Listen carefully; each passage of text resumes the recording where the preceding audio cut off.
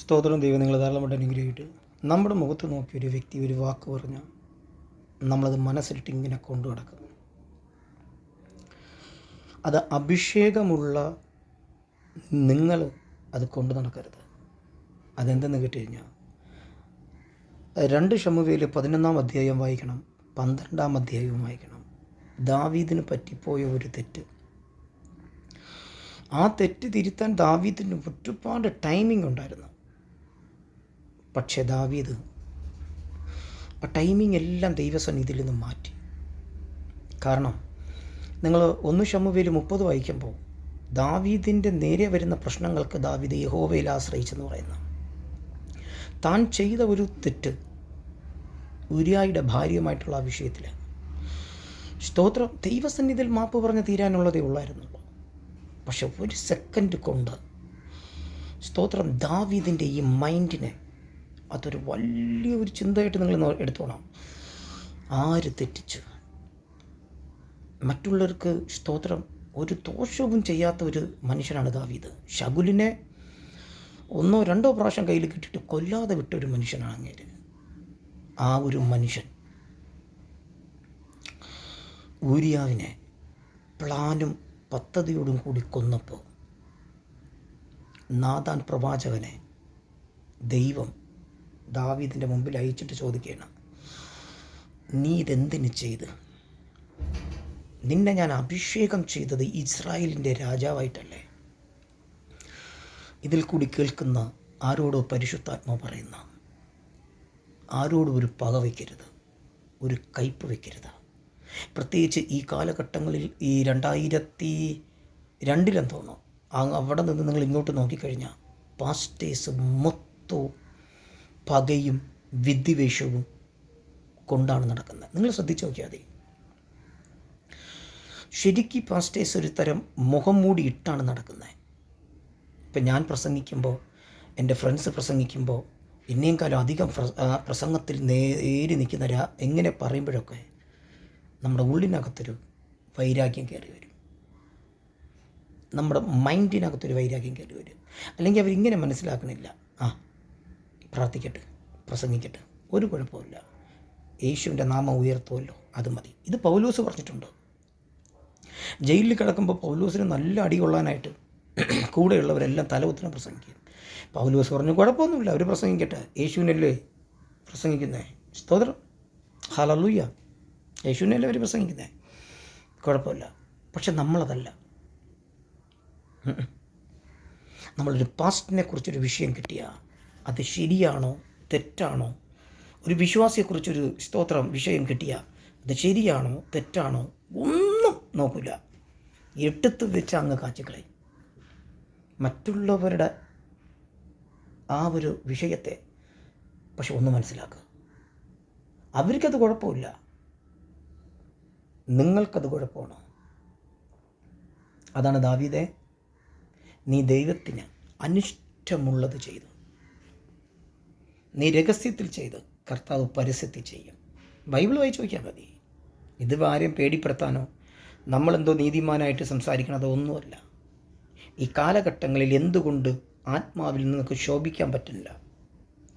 മനസ്സിനകത്ത് കിടക്കുന്ന കയ്പ്, മനസ്സിനകത്ത് കിടക്കുന്ന വൈരാഗ്യബുദ്ധി.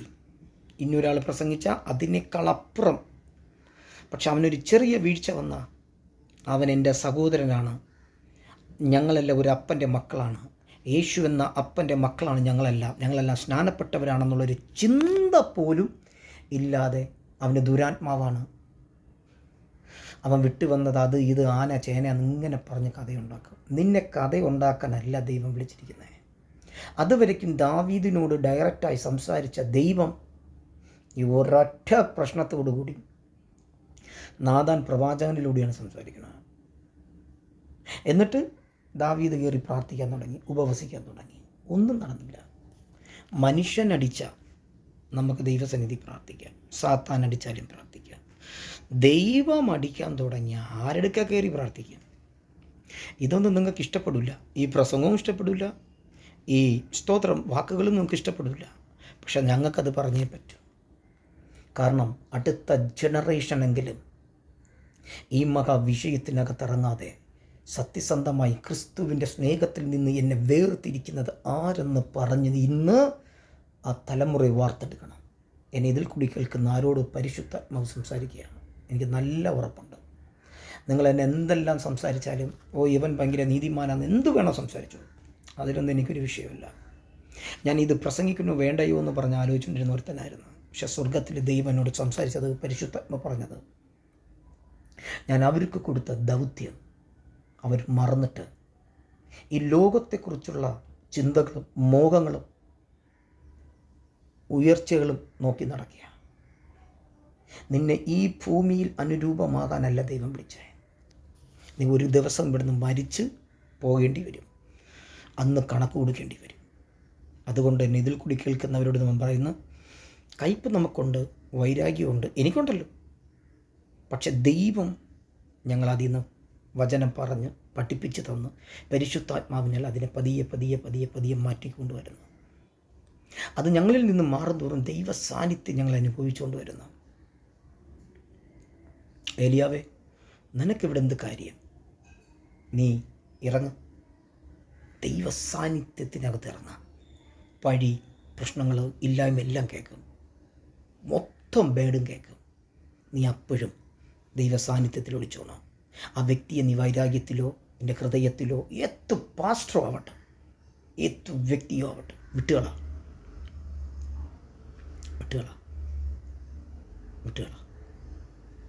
മുറിവ് പഴുത്ത അത് ഭയങ്കര ഡേഞ്ചറാണ്. ചെറിയ മുറിവിനെ ഹോസ്പിറ്റലിൽ കൊണ്ടുപോയി TT എടുക്കണ പോലെ ചെറിയ വിഷയത്തെ ദൈവസന്നിധിയിൽ കൊണ്ടുപോവാ. പ്രാർത്ഥിക്കേ, കർത്താവേ, എനിക്ക് ഇന്ന സംഭവത്തിൽ ദേഷ്യമുണ്ട്, എനിക്കത് മാറണം, എനിക്ക് നിൻ്റെ സാന്നിധ്യം വേണം. പുതിയ തലമുറയെ സ്തോത്രം അങ്ങയ്ക്ക് വേണ്ടി കൊണ്ടുവരണം. ദാവീദേ, എന്തുകൊണ്ട് നിനക്ക് ആലയം പണിയാൻ പറ്റിയില്ല? നിൻ്റെ കയ്യിൽ രക്തക്കറയുണ്ട്. ഈ ഉരിയാവെന്ന് പറഞ്ഞ മനുഷ്യൻ എവിടെയെങ്കിലും പ്രാർത്ഥിക്കാനായിട്ട് ബൈബിൾ ഒരിടത്തുമില്ല.